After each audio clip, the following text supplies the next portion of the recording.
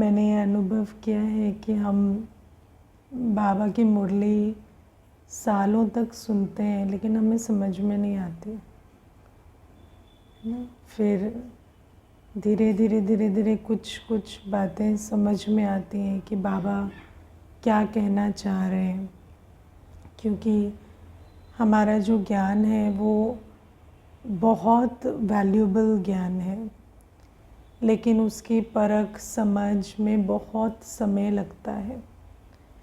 जैसे आज बाबा ये कह रहे हैं ना कि दिल से बाबा बाबा कहते रहो, तो आज ऐसे ही विचार चल रहा था कि जैसे बाबा कहते हैं कि मन की उलझन या मन की उदासी, ये जब कोर्स करने भाई बहन आते हैं ना, तो हम लोग उनको एक प्रश्न पूछते हैं कि विचार करो कि इन आँखों से जो भी कुछ आप देखते हो, जो आप मेरा मेरा कहते हो, उसमें से क्या ऐसा है जो कभी विनाश नहीं होगा, कभी परिवर्तन नहीं होगा। तो कहते हैं ऐसा तो कुछ भी नहीं है, है ना। तो ये तो सत्य है ना कि ऐसा कुछ भी नहीं है जो परिवर्तन नहीं होगा, जो विनाश नहीं होगा, या ऐसा कुछ भी नहीं है जो आपके हिसाब से चलेगा। लेकिन फिर भी तो हम अपना मन जो है वो उसी आधार से चलाते हैं, और आत्मा के अंदर जो प्रोग्रामिंग है वो प्रोग्रामिंग तो द्वापर युग से यही हुई है कि बाहर सब कुछ ठीक होना चाहिए, या जिससे भी मेरा लगाव है, ममत्व है, वो कभी परिवर्तन ना हो, कभी बिछुड़े ना, है ना। तो ये वाली जो रावण मत है, विकारों की मत, स्पेशली मोह की मत जो बुद्धि में बैठी है, उस कारण हमारा घड़ी घड़ी मन मूंझता है। क्योंकि जैसे आज बाबा ने कहा कि मन तो आत्मा का ऑर्गन है, तो आत्मा जिस स्मृति में है मन तो उसी हिसाब से चलेगा। तो आत्मा की जब द्वापर युग से प्रोग्रामिंग ये है कि विकारों की पूर्ति होनी चाहिए, और विकारों की पूर्ति नेचुरल है, होनी ही चाहिए, and that is the right thing to be. तो फिर हम क्या सोचते हैं कि अच्छा ये नहीं हुआ, ये ठीक नहीं हुआ, या मेरे हिसाब से नहीं हुआ, या यहाँ अपमान हुआ, यहाँ नुकसान हुआ, तो फिर मन का मूंझना या उदास होना नेचुरल है। लेकिन सत्य तो कुछ और है। सत्य तो ये है ना कि आप जिस संसार में रहते हैं वो परिवर्तनशील संसार है, और उसमें कोई भी और कुछ भी ऐसा नहीं है जो सदा एक जैसा रहेगा या आपके हिसाब से चलेगा। That is the truth. लेकिन वो जो आत्मा जब देह भान में है, जब आत्मा पुरानी दुनिया की स्मृति में है, या उस कॉन्शियसनेस में है कि जो भी एक्सटर्नल वर्ल्ड में है वो मेरे हिसाब से चलना चाहिए, या मुझे ऐसा लगता है कि इतना नुकसान तो नेचुरल नॉर्मल है, लेकिन इससे ज़्यादा तो दूसरे की गलती है, या है ना, या इतना अपमान तो होना चाहिए पर इससे ज़्यादा ये एक्स्ट्रा तो अपमान में गिना जाएगा। तो कुछ एरर फैक्टर हम अपने पर्सनल पॉलिसी के लिए बना लेते हैं कि भाई इतना तो कहे तो बदतमीज़ी नहीं है, लेकिन इसके आगे तो फिर बदतमीज़ी है। तो फिर हमने जो अपने लिए ही जो प्रोग्रामिंग बनाई है उसी से हम परेशान रहते हैं, और हमारा मन जो है वो उलझन में रहता है, खुशी गायब हो जाती है। तो ये जो उलझन या खुशी गायब होना, ये सब तो हमारी अपनी ही प्रोग्रामिंग के कारण है ना। कल एक भाई को मैं कोर्स करा रही थी, तो मैं उनको पूछ रही थी कि वास्तव में जो लेस दैन ग्रेटर दैन कुछ होता है क्या? वास्तव में तो कुछ नहीं होता, है ना। वास्तव में देखा जाए तो हर चीज़, आज आप मार्केट जाएंगे तो आपको बताएंगे कि पपीते का प्राइस कम है, आम का ज़्यादा है, या मुझे नहीं पता क्या रेट चल रहा है, पर जो भी है ना, तो उस हिसाब से आपको मार्केट वैल्यू आपकी मार्केट वैल्यू कम या ज़्यादा होती है, सोशल वैल्यू, प्रोफेशनल वैल्यू, ये सब क्या है, या इवन मैथमेटिकल वैल्यू, सब जितनी भी वैल्यूज़ हैं, है ना, ये जो वैल्यू सिस्टम है ये सारा ह्यूमन क्रिएशन है ना। एक पढ़े लिखे व्यक्ति की वैल्यू एक अनपढ़ से ज़्यादा है, ये ह्यूमन क्रिएशन है, सोशल स्टेटस है ना। या अगर आप एक लेबरर हैं या आप एक डॉक्टर हैं तो आपकी डॉक्टर की वैल्यू लेबरर से ज़्यादा है, ये भी एक मनुष्य की बनाई हुई चीज़ है। तो ये जो सारी चीज़ें हैं जिसमें हम ये ऊंचा वो नीचा, ये राइट वो रॉन्ग, ये सारा तो हमने खुद ही बनाया है ना। द्वापर युग से इन बातों को हमने बनाया, इंटरनलाइज किया, और अब उस कारण से उसकी दुहाई दे दे के दुखी रहते हैं, है ना। या इस शब्द का मतलब है कि आप मेरी इंसल्ट कर रहे हैं, और इस शब्द का मतलब है कि आप रिगार्ड दे रहे हैं, वो भी तो हम ही ने बनाया है ना। क्योंकि मोस्टली अगर देखा जाए तो शब्दों में भी क्या होता है, अलग अलग लोग अलग अलग प्रकार के शब्द यूज़ करते हैं। मैंने ऐसे भी देखा है, कई कहते हैं आपकी मुरली में भगवान को बाप कहते हैं, बाप इज़ वेरी डिसरिस्पेक्टफुल, है ना। तो बाप को भी कई ऐसे कह देते हैं कि ये तो अच्छा शब्द नहीं है, जबकि बाप में क्या प्रॉब्लम है, बाप तो बाप ही है ना, तो क्या हमें तो नहीं पता चलता। लेकिन कई ये जो शब्दों के साथ भी जो हमारी वृत्ति जुड़ी हुई है वो भी तो हमारी कंडीशनिंग है। तो बाबा हमें कहते हैं ये जो सारा कुछ हम उदासी या दुखी होना या उलझन में आना या खुशी गायब होना, ये जो हम एक्सपीरियंस करते हैं ये आत्मा की अपनी प्रोग्रामिंग के कारण ही करते हैं, कोई वास्तव में कुछ होता नहीं है। क्योंकि बाबा तो हमें ये बताते हैं कि ड्रामा बना बनाया है और हर सीन कल्याणकारी है है ना, उसमें कुछ अच्छा बुरा कुछ नहीं है। और तुम जो संगम युग में हो तुम्हारे लिए हर सीन कल्याणकारी है, क्योंकि तुम कल्याणकारी पिता की संतान हो। मैं आपको ये भी बता दूं, ड्रामा में हर सीन कल्याणकारी क्यों है, क्योंकि हम कल्याणकारी पिता की संतान हैं और हमें कल्याण की वृत्ति, दृष्टि और कर्म करने आते हैं। हम चीज़ों को देखो, हर चीज़ वैसी बनेगी जैसे आप उसे देखेंगे। आप कल्याण देखेंगे तो कल्याण है, आप अकल्याण देखेंगे तो अकल्याण ही होगा, क्योंकि जिस पर आप फोकस करेंगे उसको एनर्जी मिलेगी और वो बढ़ेगा। ये सिंपल सा सिद्धांत है। तो हमारे लिए ड्रामा की हर सीन कल्याणकारी है, क्योंकि कल्याणकारी पिता ने हमें कल्याणकारी बनाना सिखा दिया है।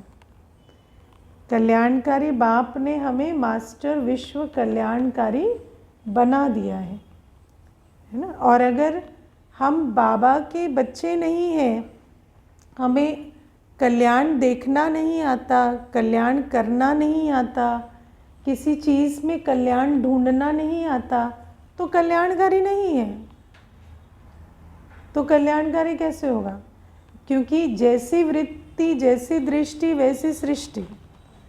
तो बाबा ने हमें ये जो सिखाया कि, है ना, जैसे मुझे अभी पीछे कुछ बात हुई तो मैंने भाई को बोला ये तो पता नहीं, ये तो ठीक नहीं लग रहा मुझे। तो भाई कहते हैं तुम सोचो हम अनुभवी बन रहे हैं, सोचो अभी क्रिएट दिस थॉट कि हम अनुभवी बन रहे हैं। तो मैंने कहा ये अच्छा है ना, अभी अनुभवी बन रहे हैं, अभी ये हो गया वो हो गया, हम अनुभवी बन रहे हैं। तो बोलते हाँ अनुभवी बन रहे हैं ना। अनुभवी कैसे? ऐसे फ्री में थोड़ी बनोगे, अनुभवी ऐसे ही बनते हैं। तो मैंने कहा ठीक है, अनुभवी बन रहे हैं तो अनुभवी बन गए। और नहीं तो सोचेंगे कि, है ना, ये हो गया वो हो गया, तो सोचेंगे अच्छा ये कैसे हो गया वो कैसे हो गया। तो हर चीज़ जो है वो बाबा ने हमें, क्योंकि कल्याणकारी बाप है, तो बाबा ने हमें हर कर्म में बिगड़े हुए काम में भी जो अनुभव मिला वो देखना सिखा दिया। बाबा ने जहाँ वैसे कोई चीज़ नहीं हुई वहाँ शक्ति क्या मिली वो देखना सिखा दिया। क्योंकि जिसको देखना नहीं आता उसको शक्ति नहीं मिलती, जिसको देखना नहीं आता वो तो अनुभवी नहीं बनता ना।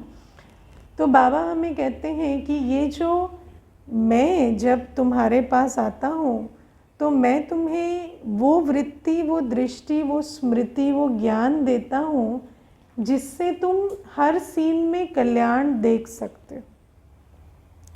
और ये जो आत्मा की स्मृति, वृत्ति, दृष्टि है, उसी आधार से उसकी सृष्टि है। आत्मा की जो स्मृति है, जो वृत्ति है, जो दृष्टि है, वैसे ही उसकी सृष्टि है। सृष्टि वास्तव में कुछ होती नहीं है। सृष्टि तो है ना, जो आप देखेंगे, जैसे देखेंगे वैसे आपकी सृष्टि है भी और बनती भी जाएगी। तो बाबा हमें कहते इसीलिए सदैव बाबा बाबा करते रहो। सदैव बाबा बाबा करते रहो माना बाबा की स्मृति, वृत्ति, दृष्टि के साथ चलो। बाबा जो हमें स्मृति देते हैं ना, बाबा जो हमें बताते हैं कि आत्मा का कोई मान अपमान, हानि लाभ, निंदा स्तुति कुछ नहीं होता है ना। आत्मा का बस, आत्मा का क्या है? आत्मा का बस गुण और कर्म है। आत्मा के पास बस दो चीज़ें हैं, गुण और कर्म, है ना। गुण माना, गुण में शक्तियाँ भी हैं। तो आत्मा के पास सिर्फ ज्ञान, पवित्रता, शांति, प्रेम, सुख, आनंद, शक्ति है, और दूसरा है आत्मा का कर्म। इसका नुकसान या हानि, जो भी लाभ या हानि, वही एक आत्मा का लाभ और हानि होता है। बाकी इस दुनिया से आत्मा का वास्तव में कोई कनेक्शन नहीं।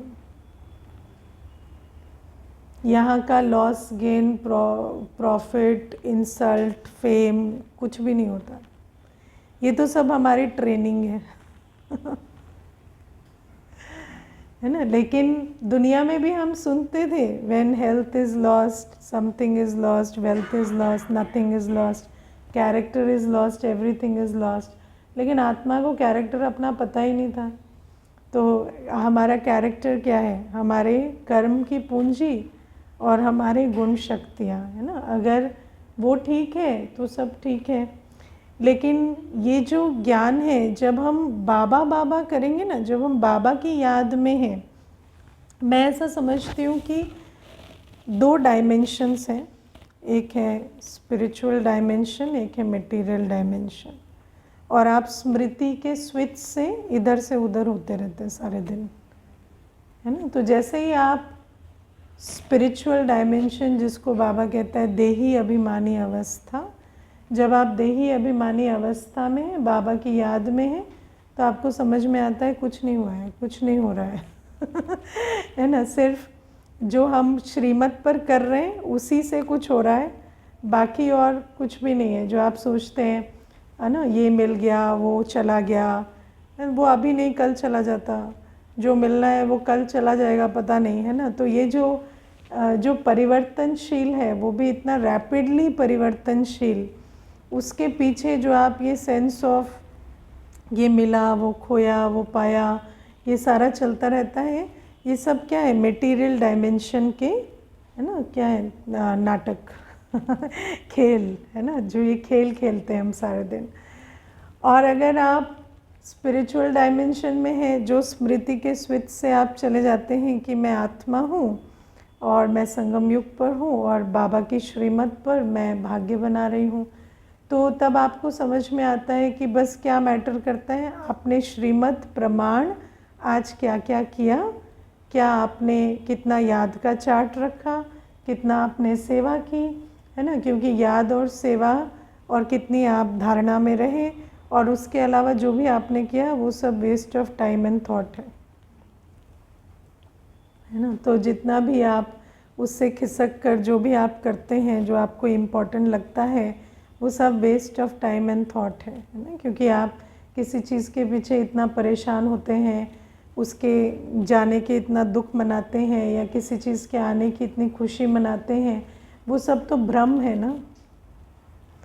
क्योंकि जो विनाशी है उसमें आने की क्या खुशी है और न जाने का क्या दुख है। तो बाबा हमें कहते हैं कि जब तुम बाबा बाबा कहते रहते हो ना, तो ये जो बाबा शब्द है, जब हम प्यार से बाबा कहते हैं तो बाबा हमें वहाँ पुल कर लेता है ना। आपकी स्मृति जागृत होती है। बाबा कहते ही आपके अंदर वो जो आत्म अभिमानी स्थिति का बल आता है, और फिर आप ये जो मन की उलझन है, जो भी कुछ है, इससे फ्री हो जाते हैं। क्योंकि ये मन की उलझन माया की क्रिएशन है, और आत्मा की स्थिति कमज़ोर है तो माया शक्तिशाली है, और माया उस मन को उलझन में लाती है। लेकिन वास्तव में मन के उलझने का कोई कारण है नहीं, है ना। ये तो भ्रम है ना, जिस कारण हमारा मन उलझा रहता है। मन क्यों उलझता है? जब आप याद करते हैं मैं आत्मा हूँ, मन उलझता है? नहीं, मन उलझता है जब हम भूल जाते हैं। तो जैसे ही हम बाबा की याद में रहते हैं तो फिर हमें सब अच्छा है, सब अच्छे हैं नज़र आने लगता है, और ये समझ में आने लगता है मैं क्या कर रहा हूँ, मैं क्या देख रहा हूँ, मैं क्या सोच रहा हूँ। आप उसको करेक्ट करते हैं और शांति से रहते हैं। तो बाबा हमें कहते हैं ये जो बाबा शब्द है ना ये, और क्योंकि कई बार क्या होता है कि मैंने ये देखा है कि आत्मा बॉडी कॉन्शियस होती है ना, तो आत्मा को बॉडी कॉन्शियसनेस से डिटैच होना बहुत मुश्किल होता है ना। आप देखना, मानो किसी कोई चीज़ हो गई, कोई बात हो गई है ना, कोई चीज़ ख़राब हो गई, नुकसान हो गया, आप बैठेंगे ना मैं आत्मा हूँ, मैं आत्मा हूँ ना, पर ये तो कोई बात नहीं है ना, बाबा के यज्ञ में ऐसे कर देते हैं, ऐसे नुकसान कर देते हैं, है ना, और ये क्या आत्मा समझने से क्या, इसकी तो पिटाई करनी चाहिए, है ना। तो वो अंदर अंदर अंदर चलता रहेगा, है ना। तो वो क्या है, आत्मिक स्थिति में बैठना इतना आसान नहीं होता, क्योंकि आत्मा ही बॉडी कॉन्शियस है ना। तो आप आत्मिक स्थिति में बैठने की कोशिश करेंगे, जब कोई बाहर बात हो गई है तो बहुत मुश्किल होगा।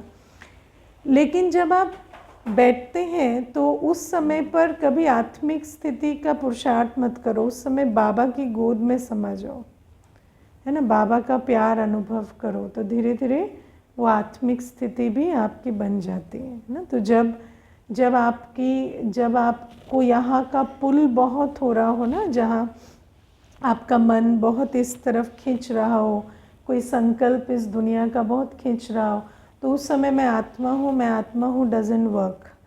तो उस समय आप मेरा बाबा, मीठा बाबा, प्यारा बाबा यही करेंगे ना, तो धीरे धीरे वो मैं बाबा का, बाबा मेरा, ऐसे बाबा बाबा से ही वो जो आत्मिक स्थिति है वो बनती है। तो बाबा इसलिए हमें कहते हैं कि तुम सदा बाबा बाबा करते रहो, और सच में बाबा तो चुंबक है, तो बाबा हमें यहाँ से वहाँ खींच लेता है, और फिर वहाँ आप आराम से बैठते हैं ना, तो आपको पता चलता है कुछ नहीं हुआ है, ऐसे ही परेशान हो रहे हो, है ना। तो फिर आपको पता चलता है कि इतना टाइम वेस्ट किया, उससे तो अच्छा हम याद की कमाई कर लेते या कुछ और कर लेते। तो बाबा हमें ये जो बहुत बड़ा एक मंत्र देते हैं कि बाबा की याद से तुम अपनी स्थिति बनाओ, और मन की उलझन कहो ही मत, क्योंकि बाबा कहते हैं मन आत्मा का ऑर्गन है, और मन की स्थिति का आधार आत्मा की स्मृति है ना। जैसे आज आप डॉक्टर के पास जाते हैं तो डॉक्टर कहता है कि बीमारी का डायग्नोसिस सबसे बड़ी प्रॉब्लम है। बीमारी का इलाज तो, इसका भी इलाज एक गोली से, उसका भी इलाज एक गोली से, लेकिन बीमारी में सबसे बड़ी प्रॉब्लम क्या होती है? डायग्नोसिस। तो ऐसे ही बाबा कहते हैं तुम अपनी बीमारी का डायग्नोसिस रॉन्ग नहीं करो। कर्मों में श्रेष्ठ कर्म नहीं है, पाप कर्म है, तो उसमें भी खुशी गायब होगी, दुख होगा, उलझन होगी, उससे कोई भी बचा नहीं सकेगा। तो ये भी बाबा हमें कर्म की गति बहुत अच्छी समझाते हैं। और फिर बाबा आज हमें, कल भी बाबा ने, परसों भी अनुभवों की अथॉरिटी के विषय में बताया है ना, कि हमें अनुभव की अथॉरिटी बनना है। अनुभव की अथॉरिटी में बाबा ने 3 बातें बताई है। हर गुण के अनुभवी, हर शक्ति के अनुभवी और हर ज्ञान की पॉइंट के अनुभवी, है ना। और कल भी ये सुनाया था, एक्सपीरियंस का, अनुभव का आधार क्या है? एक्सपेरिमेंट। अगर हम ज्ञान सुनते हैं पर अप्लाई नहीं करते, गुण शक्ति का ज्ञान लेते हैं पर कभी अप्लाई नहीं करते, तो फिर हम अनुभवी नहीं बनेंगे। और अनुभव नहीं है तो अथॉरिटी नहीं है, और जब अनुभव की अथॉरिटी नहीं है तो सारे दिन क्या होगा? बाबा ने कहा कि सहज योगी निरंतर योगी नहीं बन सकेंगे, क्योंकि सहज योगी निरंतर योगी के लिए आपको इस दुनिया की खींच से फ्री होना पड़ेगा। और जहाँ ज्ञान गुण शक्ति नहीं है तो यहाँ की बातें तो आपको उलझा कर रखेंगी। आप पुरानी दुनिया के सिमरन से, पुरानी दुनिया की बातों से फ्री कैसे होंगे? जब आप ज्ञान गुण और शक्ति को अप्लाई करेंगे, है ना। वरना तो पुरानी दुनिया के चक्कर टक्कर में ही सारा दिन बीत जाएगा, है ना। इसीलिए तो बच्चों को पूछो, याद करते हो बाबा को? तो कहते हैं हाँ। कितना याद करते हो? आधा घंटा, 15 मिनट, है ना। क्यों? क्योंकि बाकी टाइम क्या करते हो? बाकी टाइम माया बहुत बिजी रखती है चक्कर टक्कर में। तो माया जब बिजी करती है तो किस अस्त्र शस्त्र से अपने को छुड़ाएं? कौन सा अस्त्र शस्त्र है जिससे अपने को छुड़ाएंगे? तो ये ज्ञान के अस्त्र शस्त्र, गुण के अस्त्र शस्त्र, शक्तियों के अस्त्र शस्त्र। और अगर हम इनके यूज़ में अनुभवी नहीं बने हैं तो फिर क्या होगा? परिस्थिति आएगी, आपको उलझाएगी, माया आपका संगम योगी टाइम थॉट वेस्ट कराएगी और आपको पता भी नहीं चलेगा। अब ये जो ज्ञान की पॉइंट के अनुभवी, जैसे अभी बाबा ने कहा कि तुम बाबा बाबा कहेंगे तो तुम उलझन से निकल सुख स्वरूप बन जाएंगे। अब ये ज्ञान की पॉइंट है। बाबा ने कहा है ऐसा करेंगे तो ऐसा होगा, लेकिन इसको हम अप्लाई करते हैं? क्योंकि ज्ञान की पॉइंट को अप्लाई करने के लिए क्या चाहिए? हिम्मत। जब आपको कोई बाहर की बात बहुत उलझा रही है, उस समय पर आप हिम्मत रखें कि बाबा बाबा याद करें, तब तो जाकर आप अनुभवी बनेंगे कि ये स्विच होता है ना। अगर अप्लाई ही नहीं करेंगे तो क्या कहेंगे? किसी को ज्ञान सुना रहे होंगे ना तो कहेंगे ऐसे होता नहीं, तो क्या हाँ कहते हैं पर होता तो नहीं है, क्योंकि अप्लाई नहीं किया है ना। और अगर इस पॉइंट को अप्लाई किया है तो फिर सदा निरंतर योगी बन सकते हैं, क्योंकि आपको मालूम है कि बाबा के पास जाने के लिए क्या चाहिए? बस बाबा शब्द की चाबी लगानी है ना। माया माया, मेरा मेरा, तेरा तेरा करने की बजाय बाबा बाबा करना है। तो जैसे ही बाबा बाबा करेंगे तो उस तरफ चले जाएंगे। तो ये जो अनुभव की अथॉरिटी है ये हमें क्रिएट करनी पड़ती। तो ये एक ज्ञान की पॉइंट की बात सुनाई ना। अब आप देखो, गुण है, शक्ति है, बाबा ने हमें 8 शक्तियाँ दी हैं, हम उनको यूज़ करते हैं? सहन शक्ति यूज़ करते हैं? यूज़ ही नहीं करते सहन शक्ति, है ना। सोचते हैं हम क्यों सहें? माया ने हमें क्या सिखाया? हम क्यों सहें? मैं बड़ा हूँ, मैं क्यों सहूँ? मैं राइट हूँ, मैं क्यों सहूँ? मैं तो शक्तिशाली हूँ, मैं क्यों सहूँ? उसको तो 2 बात कह देने से वो चुप हो जाएगा, मुझे सहने की ज़रूरत क्या है ना। जब हिंसा से काम हो सकता है तो इतनी शक्ति वेस्ट क्यों करनी है कि नहीं? हाँ, शब्दों की 2 हिंसा करो, आराम से काम हो जाता है। इतनी सहन शक्ति का आह्वान करो ना, बाबा को भी क्यों कष्ट देना है? बाबा आराम कर रहा होगा परम धाम में, उसको आह्वान करो, सहन शक्ति लो, इतना करना क्यों है, 2 बातें कह दो, शांत हो जाएगा। तो बाबा हमें कहते हैं कि ये जो शक्तियों का प्रयोग करते हैं हम, सहन शक्ति का प्रयोग मतलब ये नहीं होता है किसी को कुछ कहे ना, पर पहले सहें, पहले अपनी एनर्जी को कूल डाउन करें, फिर कहें ना। क्योंकि क्रोध में कहने से क्या होता है, उसका कोई असर नहीं होता। आपका क्रोध कहाँ हिट करता है, ईगो में, और आपके दिल के शब्द कहाँ हिट करते हैं, दिल में।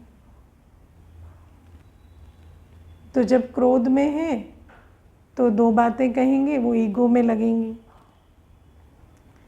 तो उस क्रोध को पहले सहन शक्ति से शांत करें, तब तो जाकर वो बात कह सकेंगे ना जो उसको सुनाई भी देगी, समझ में भी आएगी। लेकिन क्या हम शक्तियों का प्रयोग करते हैं ना? क्या हम समाते हैं, पुरानी बातों को समाया है, या पुरानी बातों को हम, दुनिया में तो कहते हैं ना हम कभी नहीं भूलेंगे। कभी नहीं क्यों भूलेंगे, क्योंकि उसको हम यूज़ करेंगे, वो तो मेरा मोहरा है ना। उसी बात को तो लेकर हम आपको सारी ज़िंदगी बताएंगे कि मैं राइट हूँ, आप रॉन्ग हैं। तो उसी बात को संभालेंगे तो फिर कैसे चलेगा, मेरा तो अस्त्र शस्त्र ही गायब हो जाएगा। हम तो पूरी पूरी डायरी मेंटेन करते हैं ना, 20 साल पहले आपने ये कहा था, और 15 साल पहले ये कहा था, फिर 10 साल के पहले भी ये भी कहा था। तो उन बातों को समाएंगे कैसे, जब वो डायरी मेंटेन करनी है हमें। तो इसीलिए बाबा कहते हैं हर शक्ति को हम यूज़ करें, विस्तार को संकीर्ण करने की शक्ति। बार बार कहते रहेंगे मन भटकता है, मन भटकता है। तुम कछुए से सीखो, बाबा ने सिखाया ना, कछुए से सीखो, अंदर चले जाओ, मन क्यों भटकेगा। लेकिन उस शक्ति को यूज़ नहीं करते।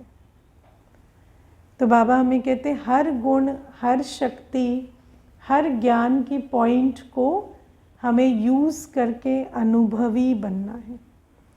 और जब यूज़ करेंगे तो क्या होता है, हमारे पास इतनी स्थिति में बल होता है कि कोई भी परिस्थिति हमारे मन बुद्धि को भटकाती नहीं। स्टेबिलिटी का आधार क्या है, ज्ञान गुण शक्ति का एप्लीकेशन। इस दुनिया में स्टेबिलिटी एक्सटर्नली नहीं आती, स्टेबिलिटी इज ऑलवेज इंटरनल, और उसका आधार ज्ञान गुण शक्ति का प्रयोग होता है। स्टेबिलिटी हम सोचें कि बाहर की परिस्थितियां स्टेबल हैं तो स्टेबिलिटी हो, वो नहीं होगा। इसलिए इनर स्टेबिलिटी का आधार क्या है, ज्ञान गुण और शक्ति का प्रयोग। और जब स्टेबिलिटी ही नहीं है तो फ्लाइट कैसे होगी, है ना। बाबा की याद में उड़ान तो तब भरेंगे ना जब इतनी इनर स्टेबिलिटी होगी। तो बाबा कहते हैं निरंतर योगी, सहज योगी, है ना, बनने के लिए हमें सारी चीज़ों में अनुभव की अथॉरिटी बनना होगा। तो और जो निरंतर योगी है वही तो सेवाधारी बनेगा, क्योंकि अल्टीमेटली सारी बात है सेवा की। ये जो इतनी कंजर्वेशन ऑफ एनर्जी बाबा हमें सिखा रहे हैं, इसको कंजर्व क्यों करना है, ताकि और 2 हॉलीडे ट्रिप पे जा सकें और पीसफुली नेचर एंजॉय कर सकें। हाँ, आजकल घर में सुख शांति हो गई है तो ट्रिप्स बढ़ गए हैं, हॉलीडेज़ बढ़ गए हैं, ऐसा नहीं, इसके लिए नहीं। ये जो बाबा हमें सिखाते हैं कि मन शांत हो, खुश हो, इतनी हमारे अंदर आत्मिक शक्ति हो, तो ये सब कुछ का लक्ष्य क्या है, लक्ष्य ये है कि जब ये सारा होगा तो फिर हम सेवाधारी बन सकें, तब हम उस तन मन धन से सेवा कर सकें, है ना। लेकिन अगर वो नहीं लक्ष्य पूरा होता तो मैं ये भी बता देती हूँ कि उससे फिर जो कर्म बंधन बनता है उससे फिर आगे फिर स्टेबिलिटी लाने में बहुत प्रॉब्लम हो जाती है। बाप का खजाना माया की दुनिया में लुटाएंगे ना, तो फिर माया जो कार्मिक अकाउंट बनाती है उससे फिर बाप को पुकारते रह जाते हैं, बाबा भी सुनता थोड़ी लेट में है फिर। इसीलिए बाबा का ज्ञान गुण यूज़ करके, बाबा की शिक्षाएं यूज़ करके जो हम स्थिरता लाते हैं, जो हम सुख का अनुभव लाते हैं, उसको फिर हमें सेवा में सफल करना होता है। जो हमारा स्वास्थ्य या शांति या धन की वृद्धि होती है वो बाबा किस लिए करा रहे हैं? इसलिए करा रहे हैं कि हम सेवाधारी बने। अगर हम विश्व कल्याण में फिर उसको नहीं लगाते तो फिर वो कर्म की गति बनाता है और फिर हम उन्हीं चीज़ों में फंस जाते हैं। ठीक है, ओम शांति।